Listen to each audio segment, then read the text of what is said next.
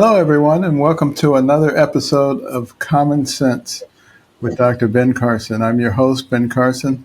I'm also the guest today. I'm the host and the guest. And we're going to talk about some things that are happening in America, the election that we just went through, what it means, what we can hope for, and some of the things that ACI will be looking forward to doing. We're still here. We're still growing. And with your help, we will continue to make a real impression on what's happening in our country. You know, I've been traveling around the country a lot, and what I've noticed is the ecstasy, the sense of hope that I find in people across this nation, in every part of the nation, in the cities, in the rural areas, in the suburbs. All of a sudden, it's like our period of insanity has disappeared and we're back and we're ready to move forward and we're ready to recognize that we're not each other's enemies and we don't have to fight each other. And we can use logic and common sense to solve so many of the problems that face us these days.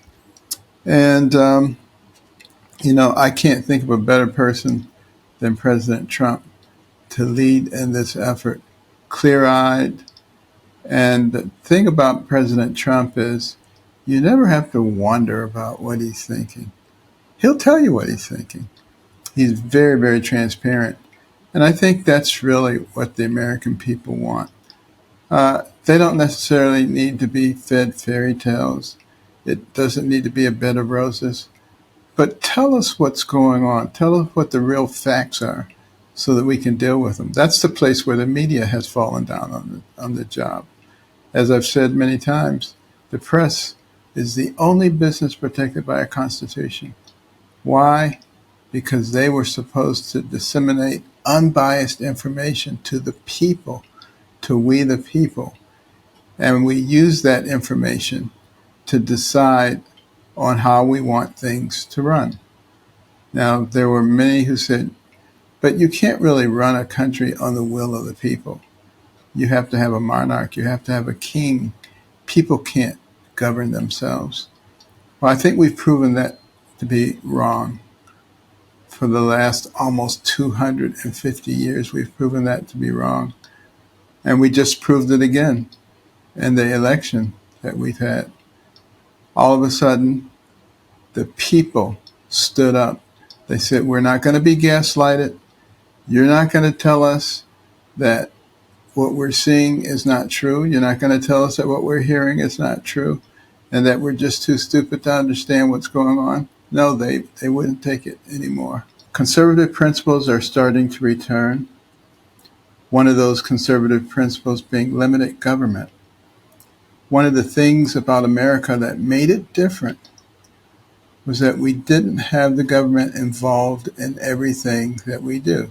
There were certain basic things that the government was to provide for us, like safety and protection, the ability to move from one place to another in the highways, things of that nature, not involved in every aspect of our lives. It's sort of like if you contract a landscaper for your home to cut the grass, and then you say, maybe we should have this flower bed done also.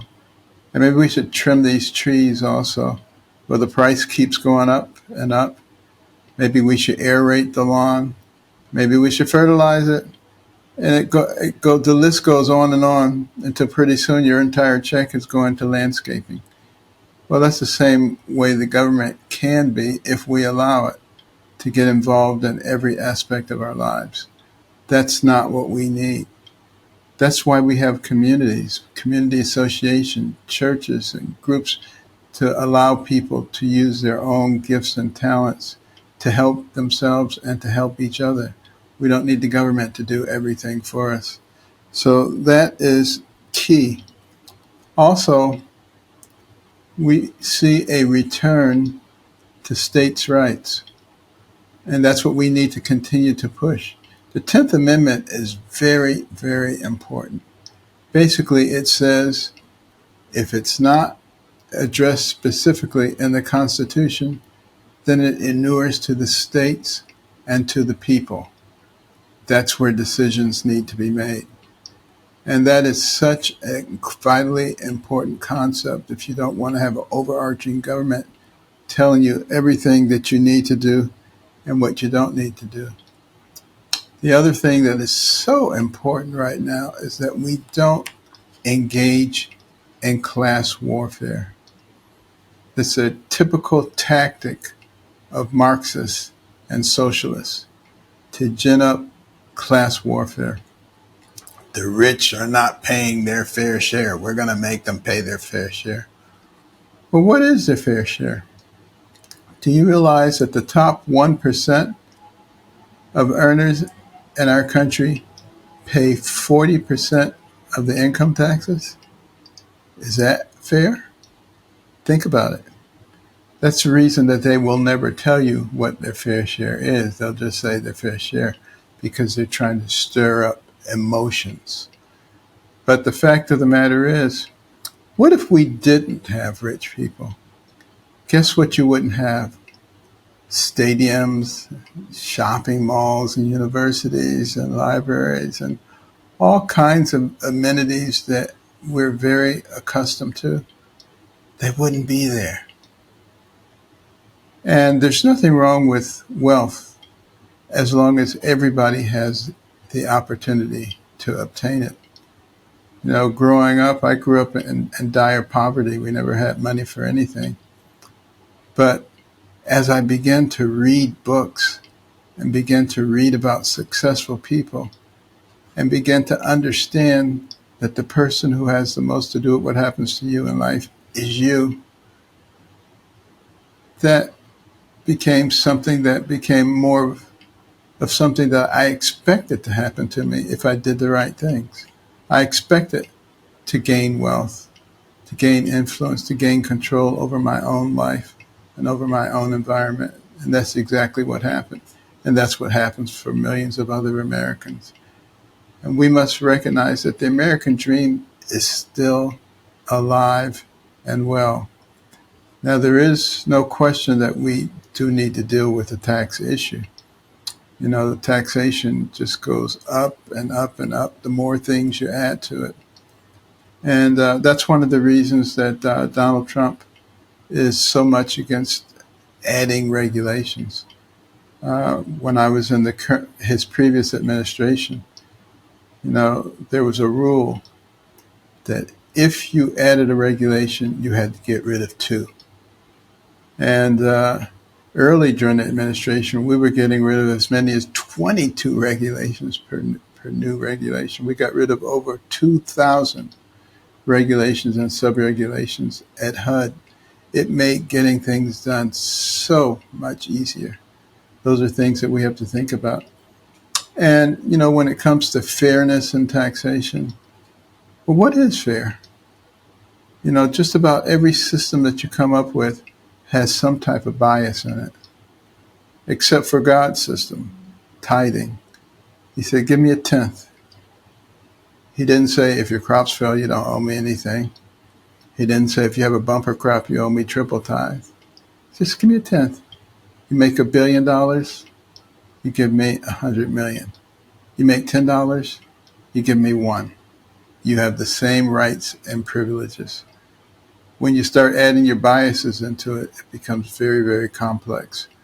We need to start thinking about what works for everybody and not just for a single group.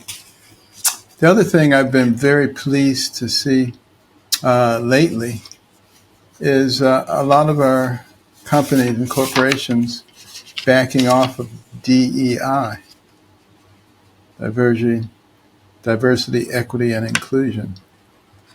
That's a good thing. We need to back off of it. We need to think more in terms of the goals that were presented by Dr. Martin Luther King, that we judge people on their character and not on their external characteristics. That's a goal that makes absolutely no sense, external characteristics which people cannot control. People can control their character. That's where we should be making our decisions. What a difference it makes. The Department of Education, it was recently reported, spent over $1 billion on DEI grants. Think about that. $1 billion. And that was just one of the departments. It was an executive order from Biden that equity be included in the everyday business of every government agency. And it's just not typical of the things that made America into a great country. And I think more and more people are starting to realize that. Do we need to be conscious of biases that we have? Absolutely. Do we need to work to remove those biases? Absolutely. But we were making incredibly good progress in that arena, particularly when it comes to racial bias, prior to having a president like Obama who began to stir the pot and create a lot of controversy in that area. And we need to recognize that we've made enormous progress just in my lifetime. I remember as a youngster going to the state of Tennessee. I was 6 years old, and seeing the whites only and colors only signs and having people explain to me what that meant and why I had to be careful in terms of some things that I did. Now, in this same lifetime, the very same lifetime in this country, you don't see that stuff anymore. And you've got black admirals and generals and CEOs of Fortune 500 companies and heads of foundations and university presidents. We've had a president of the United States. To say that we have not made enormous progress is absolutely ridiculous, and we should continue to make progress. And as we get to know each other and work together and live together, we rapidly begin to realize that people are people. And God did us a big favor by giving us a variety of people. Can you imagine how boring the world would be if everybody looked exactly like you do? In some cases, it would be a disaster. So let's just be grateful for what we have. Let's not make problems of things that really are not problems at all. One of the other things that I'm looking so forward to on day one of the new Trump administration is returning to strong border security. We had very good security when Trump left office the first time. And then immediately, the Biden administration came in and started undoing all the things that gave us that security. And look what happened. Record numbers of illegal immigrants coming into our country, a lot of violent criminals coming into our country. We all have heard the stories about women who have been raped and killed, by illegal aliens. This is not necessary. And I look forward to reestablishing a strong border, to building that wall. Some people say walls don't work. Well, obviously, they're not very good students of history, are they? Because walls have been employed by civilizations from as far back as I can think. And you look at great civilizations, they've had walls and fences. We have walls and fences around the White House, around the Vatican, around just about anything that people want to protect. Many countries have extensive walls and borders.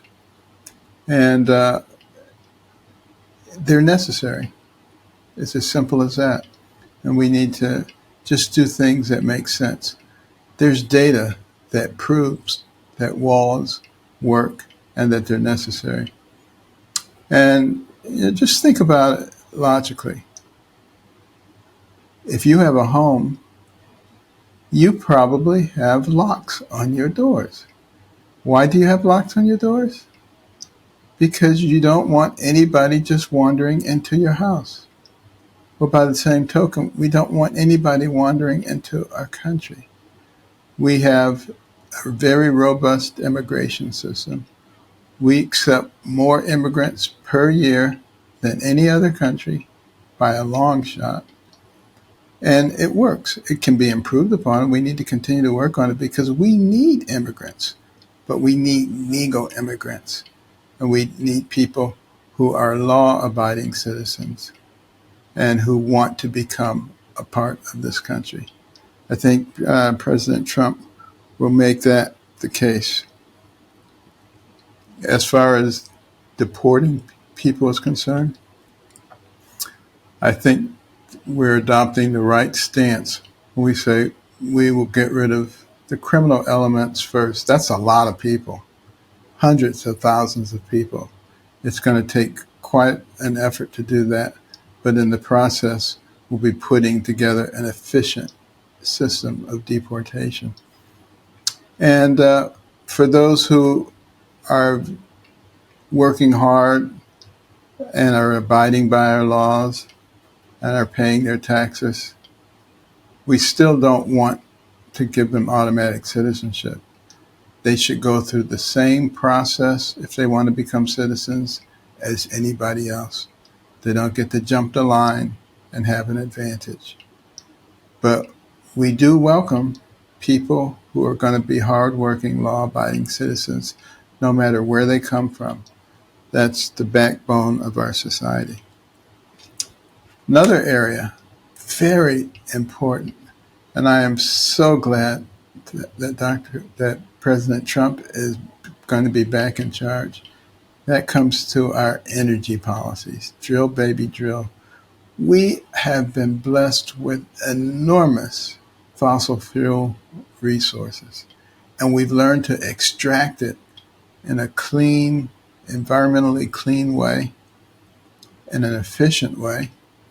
We've got enough liquid natural gas to last for centuries, not only for ourselves, but for the rest of the world. Now, that doesn't mean that we shouldn't be working on alternative energy sources. Green energy, renewable energy, that's fine. No problem with it at all. We should be working on that, but it's not an emergency.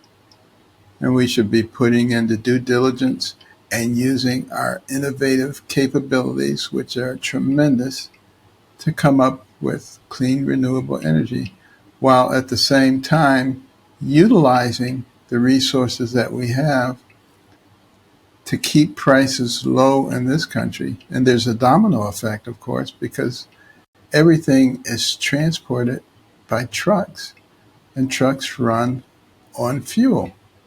So if you lower the price of that fuel, you lower the price of transportation, you lower the price of groceries, and everything else that is delivered, by trucks.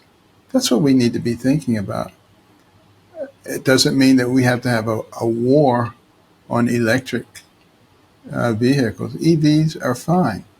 I don't have any problem with them. I own one, and it's a great car. I enjoy driving my Tesla, to be honest with you. But I have other cars too. It should be a choice. We shouldn't be forcing people. We should let market forces work. That's one of the things that allowed America to ascend to the peak of the world economically, allowing market forces to work. What are the things that people actually want and need and will work for, as opposed to what are the things that the government imposes upon you?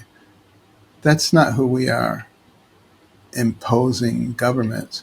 We are innovative, creative people who produce things that other people want and will pay for. That makes sense. That's something that I think we will be bringing back in a very big way. Also, logic and common sense when it comes to our children. This gender-affirming care stuff, they always love to put, wonderful names on it. We're the most caring and the nice people. And yet, what are they doing? They're taking vulnerable children who are very suggestible and they're confusing them about their gender. And then they're trying to manipulate their hormones and even engaging in mutilation of their bodies and doing things that are irreversible. And we're seeing record numbers of children with suicidal ideation, with severe anxiety and depression because of the kinds of things that are being done to them, in many cases unbeknownst to their parents. You know what that is? That's called child abuse. And that's what's going on in our society. And I am delighted to see an administration coming in that will address it head on, will not be intimidated, and will do the things that the people want.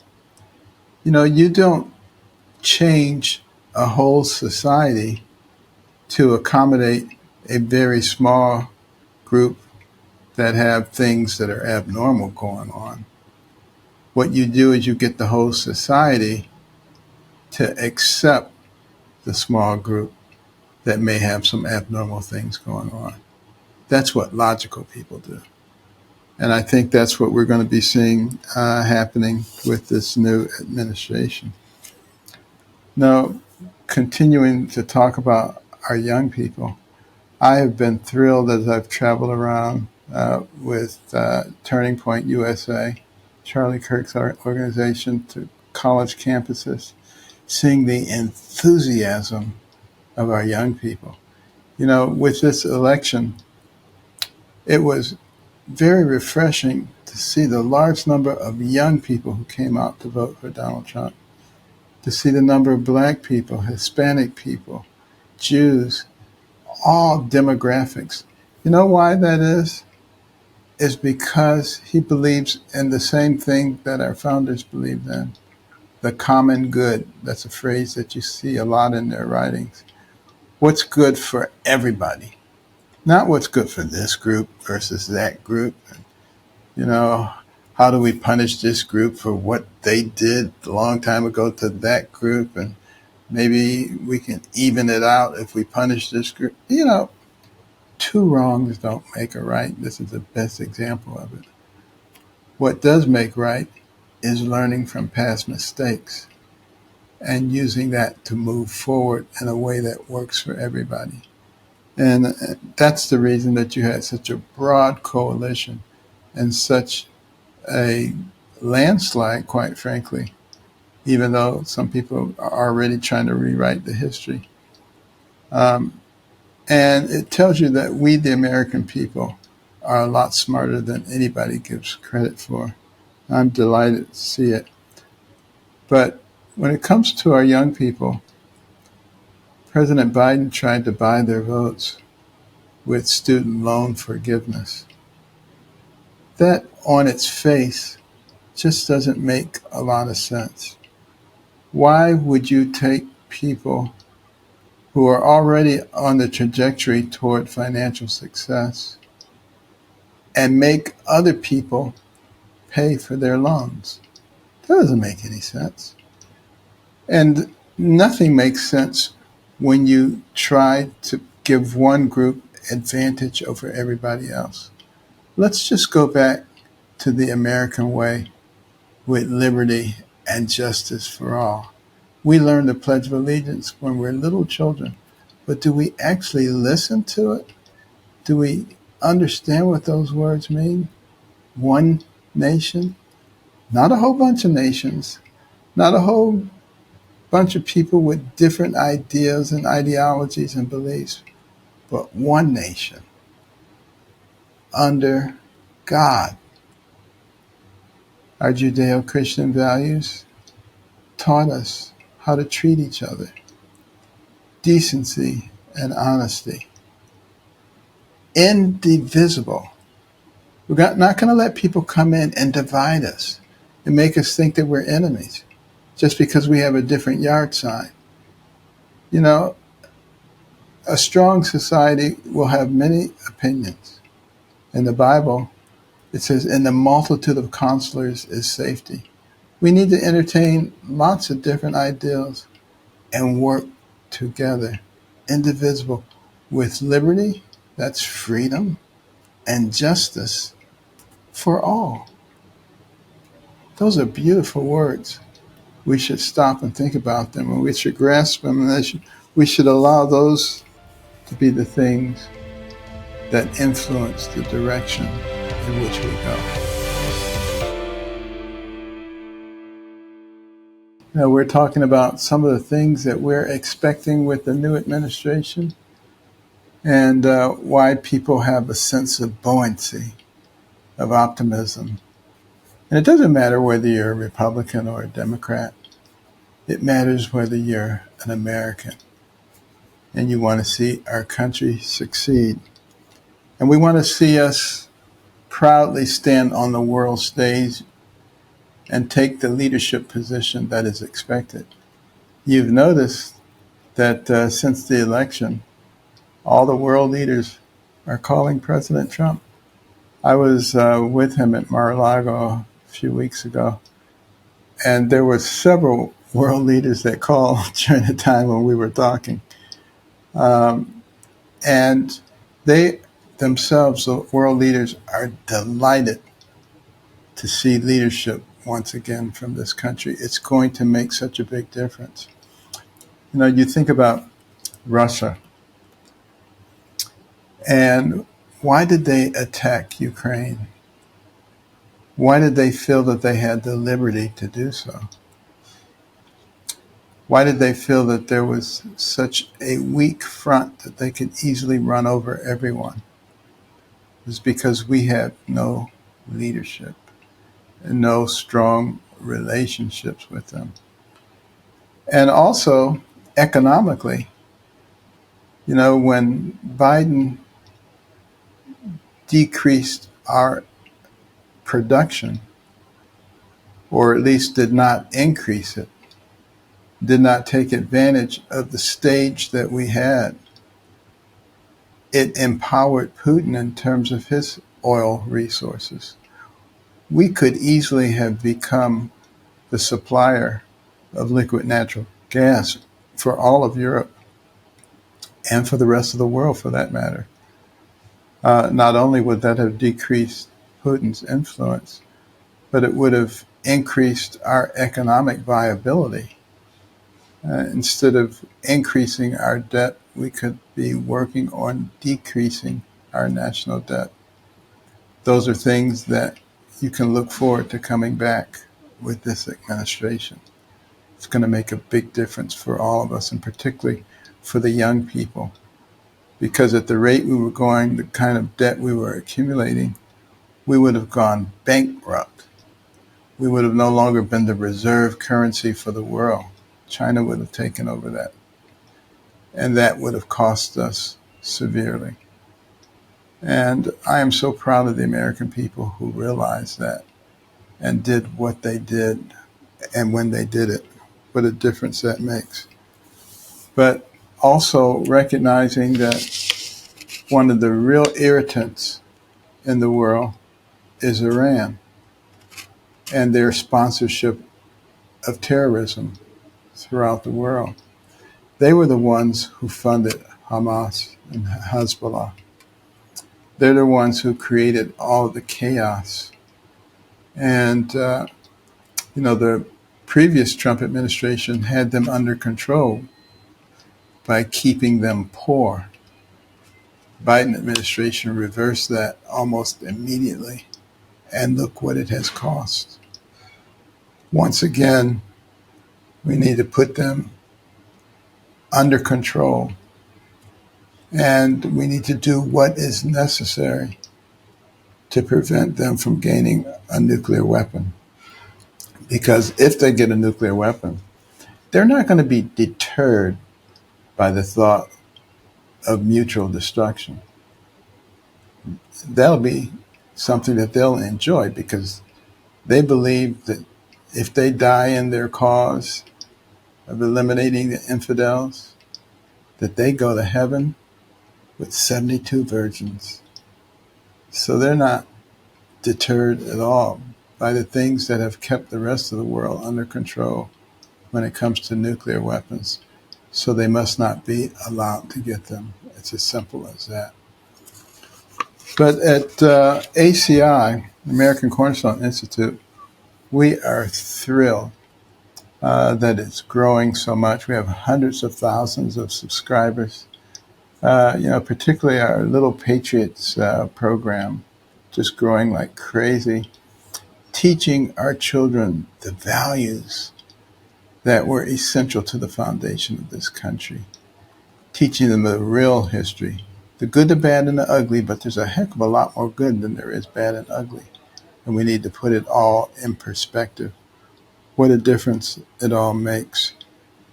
So at ACI, we're supporting common sense as we continue to grow, things that work for all Americans.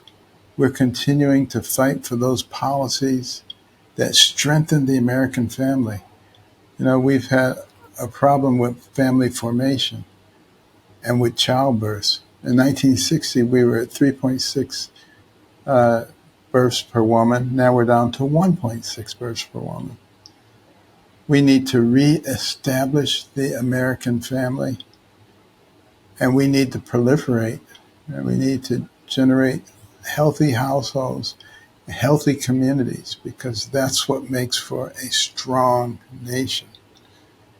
And we need to continue fighting for life, a society that honors life from the womb to the tomb.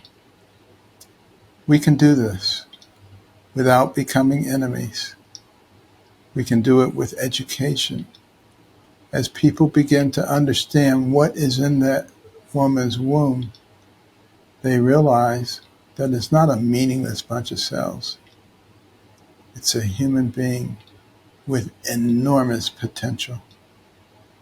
And it's something that when we begin to honor life, I think that we will be the recipients of great blessings from God. And then at ACI, we're preparing for the 250th anniversary of the Declaration of Independence. 250 years. Think about it. We've lasted. And, a lot of nations have sort of come and gone in that amount of time. But I believe our best days are ahead of us. We just need to stop listening to those forces of hatred and division. Recognize that we're neighbors and friends and colleagues, not enemies. Learn how to discuss things amongst ourselves intelligently. And yes, we may have differences, but we have a lot more things that we agree on. And we can use those things to help bridge the gap and to begin to truly have one nation under God, indivisible, with liberty and justice for all. We're looking forward to a dynamic 2025. And please continue to join us every week, AmericanCornerstone.org. Write to us. Let your friends know about us. Rate us, review us, wherever you get your podcasts. And we'll see you next week. And remember the cornerstones. They're so vitally important. Community, liberty, life, and faith. See you next week.